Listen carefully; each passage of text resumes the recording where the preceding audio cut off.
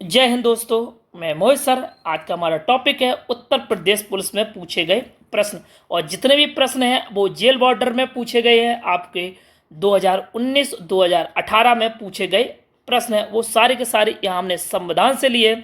और इससे पहले हम वीडियो बना चुके हैं जिसमें ज्योग्राफी से आपके क्वेश्चन पूछे गए थे और उससे संबंधित हमने प्रश्नों पर भी डिस्कस किया था। तो इसको भी हम डिस्कस करने वाले हैं, या उससे जो रिलेटिव क्वेश्चन बनेंगे, जो इनके आने की थोड़ी संभावना है, उस पर भी हम इस पर डिस्कस करेंगे।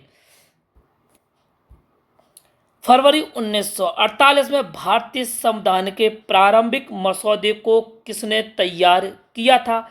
और ये जो मसौदा बन के तैयार था, जो प्रारंभिक में जो मसौदा था, वो बी.एन. नरसिंह राव ने तैयार किया था। इनको शॉर्ट में बी.एन. राव के नाम से जाना जाता है। और जो बी.एन. राव जो हैं वो संविधान सभा के सलाहकार हैं।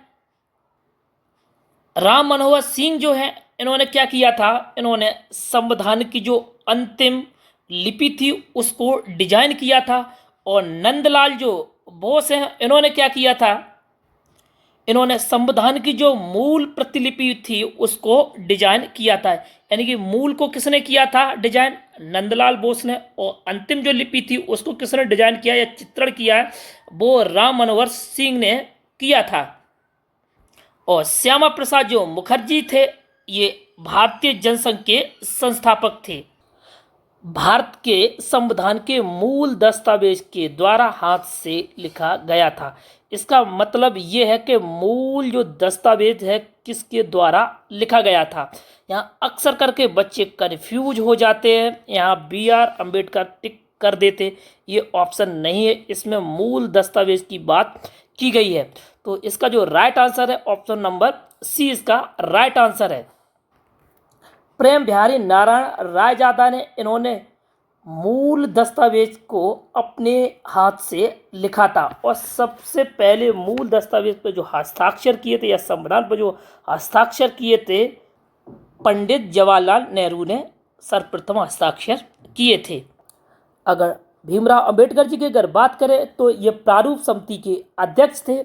अगर हम सरोजिनी नायडू की अगर यहाँ बात करें तो ये पहली राज्यपाल थी। और डॉक्टर राजेंद्र प्रसाद ये संचालक समिति के अध्यक्ष थे। भारत के संविधान सभा की संघ समिति के अध्यक्ष कौन थे? यहाँ पर आपसे संघ समिति पूछा गया तो इसके जो अध्यक्ष थे पंडित जवाहरलाल नेहरू इसके अध्यक्ष थे। अगर हम राजेंद्र प्रसाद जी की अगर बात करें तो ये संचालक समिति के अध्यक्ष थे और झंडा समिति के ये अध्यक्ष थे। और जैविक कृपलानी की अगर हम बात करें तो ये मूल अधिकार संबंधी उप समिति की ये अध्यक्ष थी। ये झंडा समिति की अध्यक्ष नहीं थी, ये उस झंडा समिति की सदस्य तक ये नहीं थी। तो कुछ किताबों में जैविक कृपलानी को झंडा समिति का अध्यक्ष बताया गया है। और झंडा समिति की जो अध्यक्ष थे वो डॉक्टर राजेंद्र प्रसाद जी थे। और सरदार वल्लभ भाई पटेल जो जी थे, ये प्रांतीय संविधान समिति के ये अध्यक्ष थे। यानी कि प्रांतों को एकजुट करना। 24 जनवरी 1950 को संविधान सभा ने 284 सदस्यों ने हस्तलिखित संविधान पर हस्ताक्षर किए, जिनमें से डॉट महिलाएं शामिल थीं। यानी इसमें महिलाओं की संख्या पूछी गई कि 284 में कितनी शामिल थी। तो महिलाओं जो संख्या थी वो 15 इसमें शामिल थी। और एससी की संख्या कितनी थी? यानी अनुसूचित जाति की 26 संख्या थी। और एसटी की अगर बात करें तो इसमें 7 लोग शामिल थे जिन्होंने संविधान पर हस्ताक्षर किए थे। यानी कि टोटल अगर आपसे संख्या पूछता है तो 33 थे। यानी कि एससी और एसटी मिला के कितने कैंडिडेट थे? 33। भारत के संविधान सभा के अध्यक्ष कौन थे? जो अध्यक्ष थे डॉक्टर राजेंद्र प्रसाद जी इसके अध्यक्ष थे। और 9 दिसंबर 1946 जो बैठक हुई थी उसमें अस्थायी रूप से जो अध्यक्ष बनाया गया था, डॉक्टर सच्चिदानंद सिन्हा को अस्थायी रूप से अध्यक्ष बनाया गया था। 2 दिन बाद जो बैठक हुई थी, यानी कि 11 दिसंबर 1946 को इसमें स्थायी रूप से डॉक्टर राजेंद्र प्रसाद जी को अध्यक्ष चुना गया था। निम्नलिखित में से कौन सी भाषा भारतीय संविधान के 8वीं अनुसूची में उल्लेखित या आधिकारिक भाषाओं में शामिल नहीं है? तो इसमें जो शामिल नहीं है वो फारसी भाषा शामिल नहीं है। और भारतीय संविधान की 8वीं अनुसूची में 22 भाषाएं शामिल है, जिसमें से जो मूल संविधान में जो भाषाएं थी वो 14 भाषाएं थी। इनमें जो संशोधन किया गया था 1967 में पहला संशोधन हुआ था, उसमें जो भाषा जोड़ी गई थी वो सिंधवी भाषा जोड़ी गई थी। इसके बाद 1992 में इसका संशोधन हुआ, इसमें 3 भाषाओं को जोड़ा गया था। कोंकणी, मणिपुर और नेपाली 3 भाषाओं को 1992 में जोड़ा गया। तो इसके बाद 2003 की अगर बात करें तो इसमें 4 भाषाओं को जोड़ा गया था, जिसमें बोडो, डोगरी, मैथिली और संथाली भाषाओं को जोड़ा गया था। यानी कि टोटल जो अब भाषाएं हो गई हैं वो 22 भाषाएं हो गई हैं। भारतीय संविधान के निम्नलिखित मौलिक अधिकारों में से कौन सा 14 वर्ष से कम उम्र के बच्चों को रोजगार पर प्रतिबंध लगा सकता है? शोषण के विरुद्ध अधिकार, इसका जो right answer option number C हो जाए। और समानता का जो अधिकार की बात करें तो आर्टिकल 14 से 18 तक इसका जो वर्णन है। और स्वतंत्रता का अधिकार की अगर बात करें तो ये आर्टिकल 19 से लेके 22 के बीच ये है। और शोषण के विरुद्ध अधिकार जो दिया गया है वो आर्टिकल 23 से लेकर 24 यानी 2 आर्टिकल में इसका वर्णन है। और अधिकार, संस्कृति और शिक्षा संबंधी जो अधिकार प्रदान किए गए वे आर्टिकल 29 और 30 में ये प्रदान किए गए हैं। वर्तमान में भारतीय संविधान के कितने भाग हैं? तो वर्तमान में जो भाग हैं वो 25 भाग है। अगर मूल संविधान की बात करेगा तो 22 भाग होंगे, लेकिन वर्तमान की बात करेगा तो 25 इसके भाग होंगे। अगर आपसे मूल संविधान की बात करता है तो मूल संविधान में जो अनुच्छेद थे वो 395 थे और 22 भाग थे और 8 अनुसूचियां। लेकिन अगर वर्तमान की बात करें तो 370 अनुच्छेद हैं और 25 भाग हैं और 12 अनुसूचियां हैं। ये वर्तमान समय की बात है और ये मूल संविधान की बात। भारतीय संविधान के भाग 4 में का विवरण प्रस्तुत है। किसका विवरण प्रस्तुत है? इसमें राज्य के नीति निर्देशक सिद्धांतों का विवरण है। और मूलभूत जो अधिकार है भाग 3 में है। मानव अधिकार के सार्वभौमिक घोषणा यूडीएचआर के अनुच्छेद 4 में का विवरण प्रस्तुत किया गया है। तो अनुच्छेद 4 में आपसे सार्वभौमिक घोषणा पूछी गई है, यानी कि अंतर्राष्ट्रीय मानवाधिकार, जिसमें अनुच्छेद टोटल उसमें 30 है और 30 अनुच्छेदों में एक अनुच्छेद आपसे पूछा गया आर्टिकल 4।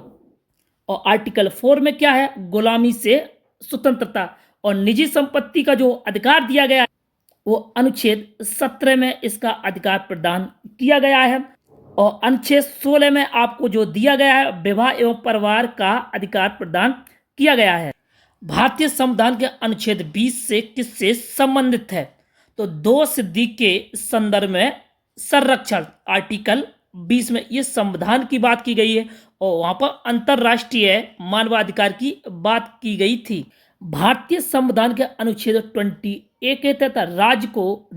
से 14 वर्ष की आयु के सभी बच्चों को मुफ्त एवं अनिवार्य शिक्षा प्रदान की जाएगी। तो जो शिक्षा प्रदान की जाएगी वो 6 से 14 वर्ष के बालकों को मुफ्त अनिवार्य शिक्षा प्रदान की जाएगी। इसका right answer option number B हो जाएगा।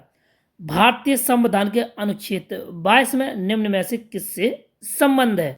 और कुछ मामलों में गिरफ्तारी और कुछ मामलों में हिरासत से संरक्षण प्रदान किया गया। इसका right answer option number C. निम्नलिखित में से कौन सा सही मिलान है? तो जो इसका right answer option number C इसका राइट आंसर है। यह अनुच्छेद 19A के भाषण और अभिव्यक्ति की स्वतंत्रता प्रदान की गई। इसी में प्रेस स्वतंत्रता भी आती है। 19A का फर्स्ट, यानी कि उसमें प्रेस की स्वतंत्रता आती है। भारत के संविधान का निम्नलिखित में से कौन सा भाग नागरिकता से संबंधित है? तो जो नागरिकता से जो संबंधित है भाग 2 ये नागरिकता से संबंधित है। और आपसे जो भाग पूछे जाते भाग 1 से लेके आपसे भाग 5 तक क्वेश्चन पूछे जाते हैं। और भाग 1 में क्या है? संघ एवं उसका राज्य क्षेत्र भाग 1 में है। और भाग 2 में क्या है? नागरिकता है। और भाग 3 में क्या है? मौलिक अधिकार है। और भाग 4 में क्या? राज्य के नीति निर्देशक तत्व है। 4 का में आपका क्या है? यानी मूल कर्तव्य। 4 का भी आपसे पूछ लिया जाता है। और भाग 5 में संघ है और भाग 6 में आपका राज्य है। ये आपसे क्वेश्चन पूछ लिए जाते हैं भाग से संबंधित। भारत के संविधान के अनुच्छेद 24 के तहत ... वर्ष से कम आयु के बच्चों को किसी कारखाने में काम करने के लिए नियुक्त नहीं किया जा सकता। तो 14 साल से कम बच्चों को किसी कारखाने में नियुक्त नहीं किया जा सकता है। मानव अधिकारों की सार्वभौमिक घोषणा, जब भी आपसे सार्वभौमिक घोषणा बोलेगा तो यानी कि मानव अधिकारों की बात की गई है। का अनुच्छेद 6 किससे संबंधित? कानून के समक्ष एक व्यक्ति के रूप में समानता का अधिकार प्रदान किया गया, यानी कि सभी के लिए जो कानून रहेगा बिल्कुल समान रहेगा।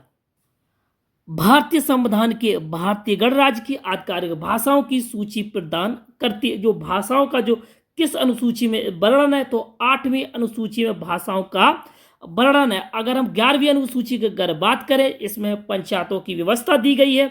और चौथी अनुसूची की हम बात करें तो राज्यों की जो राज्यसभा की सीटें उसका आवंटन किया गया है। और 12वीं अनुसूची की अगर बात करें तो नगर पंचायतों का वर्णन मिलता है।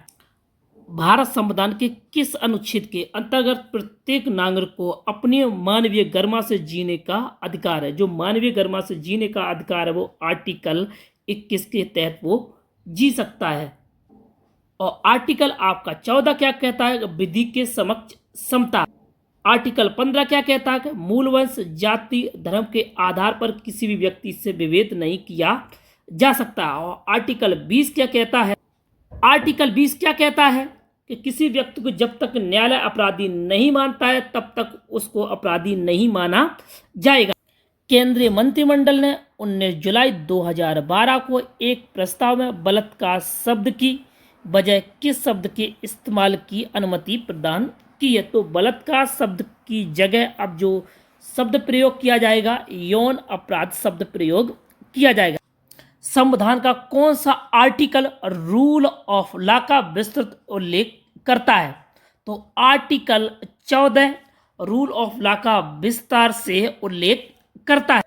आर्टिकल 13 क्या कहता है? यदि मेरे मूल अधिकार से किसी दूसरे के मूल अधिकारों का यदि हनन होता है तो मेरे मूल के अधिकारों पर रोक लगाई जा सकती है। और आर्टिकल 15 क्या कहता है? कि मूल वंश, जाति के आधार पर किसी भी व्यक्ति से विभेद नहीं किया जा सकता। और आर्टिकल 16 क्या कहता है? कि सार्वजनिक नौकरियों में यानी नियोजन में अफसर की समानता। आर्टिकल 16। भारतीय संविधान के राजनीतिक निर्देशक तत्व की अवधारणा किस देश से ली गई है? तो राज्य के नीति निर्देशक तत्व की जो अवधारणा ली गई वो आयरलैंड के संविधान से ली गई है। नीलम संजीव रेड्डी के राष्ट्रपति के बाद भारत के राष्ट्रपति कौन बने? तो जो भारत के राष्ट्रपति बने वो ज्ञानी जैल सिंह 8वें नंबर के राष्ट्रपति बने थे। इसी टाइम पे इन्हीं कार्यकाल के दौरान इंदिरा गांधी जी की हत्या हो गई। 1975 आपातकाल के समय भारत के राष्ट्रपति कौन थे? तो फखरुद्दीन अली ये 5वें नंबर के राष्ट्रपति थे आपातकाल के समय। भारत के संविधान का निम्नलिखित में से कौन सा अनुच्छेद राष्ट्रपति के चुनाव की प्रक्रिया से संबंधित है? तो आर्टिकल 55 राष्ट्रपति के चुनाव की प्रक्रिया से संबंधित। आर्टिकल 67 किससे संबंधित है? यानी कि राष्ट्रपति का जो कार्यकाल रहेगा वो 5 वर्ष कार्यकाल रहेगा। आर्टिकल 51 क्या कहता है? कि अंतर्राष्ट्रीय शांति को बढ़ावा देना। अनुच्छेद 74 क्या कहता है? राष्ट्रपति को सलाह देने के लिए एक मंत्री परिषद होगा। आर्टिकल 74। की नियुक्ति भारत के राष्ट्रपति द्वारा नहीं की जाती। तो इनमें से आपसे पूछा गया कि राष्ट्रपति किसकी नियुक्ति नहीं करता है? तो उच्चतम न्यायालय के मुख्य न्यायाधीश और अन्य न्यायाधीशों की नियुक्ति करता है और राज्यपाल की भी नियुक्ति करता है और महान्यायवादी की भी नियुक्ति करता है। लेकिन महाअधिवक्ता की नियुक्ति नहीं करता, ये राज्यपाल करता है, ये राज्यों का महाअधिवक्ता होता है। जबकि केंद्र में महान्यायवादी होता है, यानी कि कानून का वेत्ता। यदि मेरा वीडियो आपको पसंद आया तो हमारी वीडियो को लाइक करें। अगर चैनल को सब्सक्राइब नहीं किया है तो चैनल को सब्सक्राइब कर लें। और जितना भी हम कंटेंट ले रहे हैं उत्तर प्रदेश पुलिस से संबंधित ले रहे हैं। धन्यवाद।